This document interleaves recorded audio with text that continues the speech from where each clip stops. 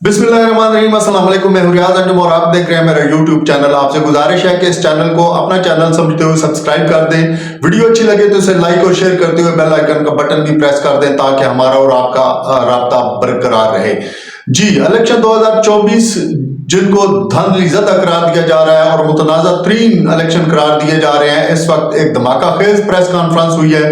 वो है commissioner Rawalpindi division Liaquat Ali Chatha. उन्होंने अपनी इस प्रेस कॉन्फ्रेंस में कहा है कि मैं तो PSL 9 के बारे में बात करना चाहता था, लेकिन इस वक्त मेरे ज़मीर पर बहुत बड़ा बोझ है और मैं उसको उतार फेंकना चाहता हूँ। उन्होंने कहा है कि पाकिस्तान में जो इलेक्शन हुए हैं 2024 के, वो इंतहाई मुतनाज़ा और धांधली ज़दा इलेक्शन है। उन्होंने कमिश्नर रावलपिंडी डिवीजन के तौर पर कहा कि बहसीयत कमिश्नर रावलपिंडी डिवीजन मैं ये एतराफ़ करता हूँ कि इन इलेक्शन में धांधली की गई है। हमारे डिवीजन के जो 6 अजला हैं उनकी 13 कौमी असम्बली की नशिस्तों पर हमने 70 हज़ार वोटों की लीड से जीतने वालों को, उम्मीदवारों को हरा दिया है। इस पर मैं माफ़ी मांगता हूँ, अपने कौम से भी माफ़ी मांगता हूँ और अपने मातहत अफसरान से भी माफ़ी मांगता हूँ जो डिस्ट्रिक्ट रिटर्निंग ऑफिसर थे, जो रिटर्निंग ऑफिसर थे, जो आज भी बैठकर जाली मोहरें लगा कर इस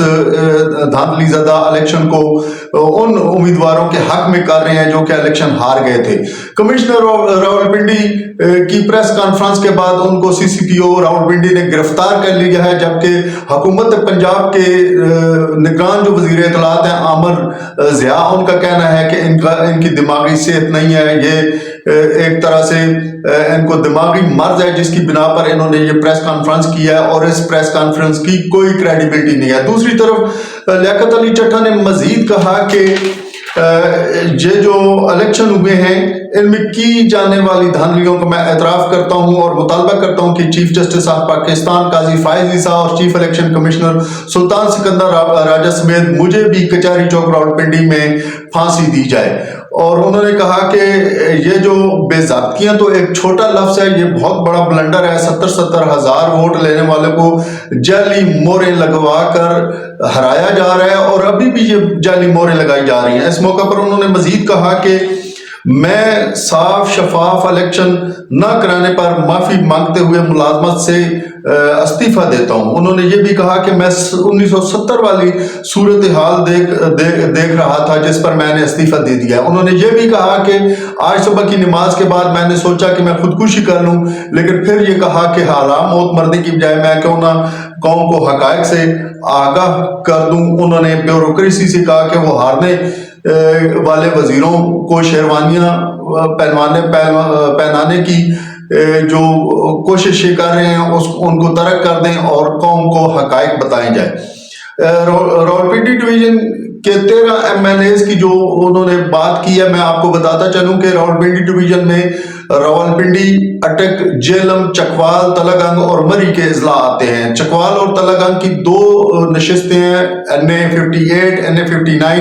वो डिस्ट्रिक्ट रिटर्निंग ऑफिसर जो है अपना मैडम कुर्रतुल ऐन मलिक जो डिप्टी कमिश्नर चकवाल हैं, उनके अंडर ये इंतखाबात हुए हैं और यहाँ पर भी इन दोनों नशिस्तों पर बहुत ही ज़्यादा धांधली का शोर उठा हुआ है और इस वक्त ये इंतखाबी उज़रदारियों के हवाले से ये मामला चीफ इलेक्शन कमिश्नर के पास पड़ा हुआ है।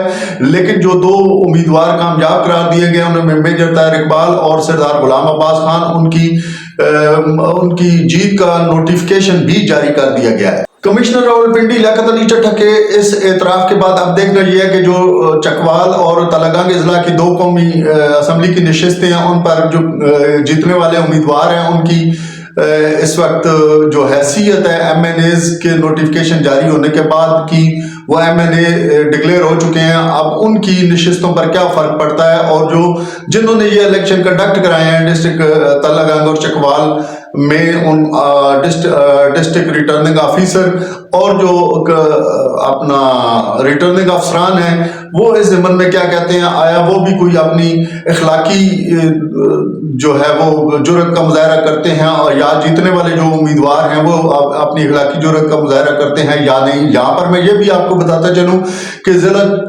चकवाल और ज़िला तलागंग की जो 4 सूबाई असम्बली की नशिस्तें हैं उन पर भी यही सूरत हाल है और जो यहाँ से उम्मीदवार हारे हुए हैं। उनका ये कहना है कि वो भारी अक्सरियत से रात गए तक जीत रहे थे और सुबह जब उठे तो वो हार चुके थे।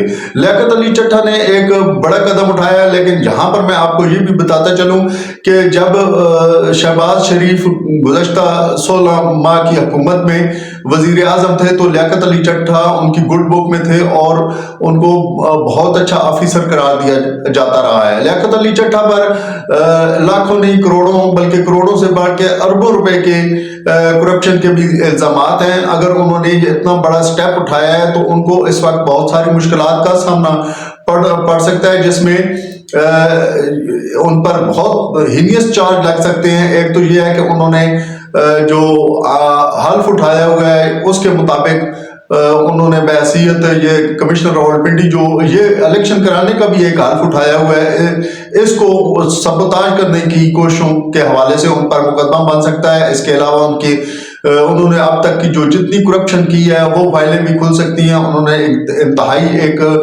बड़ा फैसला किया है, जो मंदाना फैसला किया है। हालांकि वो चूंकि उनको ये सारे हकायक पता है कि अगर वो इस तरह ये तश तश बाम करते हैं कि इलेक्शन में क्या होगा तो उनके साथ क्या होगा, आने वाले वक्त में देखते हैं कि उनके इस इंकशाफ इस एतराफ़ के बाद इलेक्शन की क्रेडिबिलिटी क्या रह जाती है। और जो ये इलेक्शन 2024 है, 8 फरवरी को पोलिंग हुई, उसके धांधली के हवाले से आफ्टर शॉक्स में अभी और क्या क्या कुछ आना है। जहां तक इन इलेक्शन की क्रेडिबिलिटी की बात है तो वो तो इस वक्त इस इलेक्शन की क्रेडिबिलिटी की हुडिया जो है वो बीच चौराहे फट चुकी है। देखते हैं मजीद क्या डेवलपमेंट्स आती हैं।